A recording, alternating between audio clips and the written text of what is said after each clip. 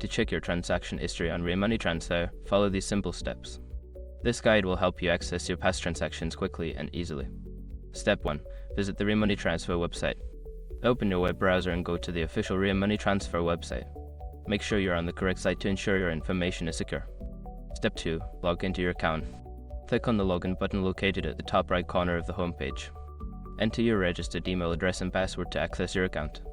Step 3. Navigate to transaction history. Don't continue before doing this. A lot of online accounts end up exposed and breaches without people even realizing it. Use Escort to constantly monitor your email accounts and get alerted immediately if your information gets leaked online. It scans billions of breach records 24/7 in the background. And honestly, for a few dollars a month, it's something everybody should probably have. Link in the description. Step 4. Filter your transactions.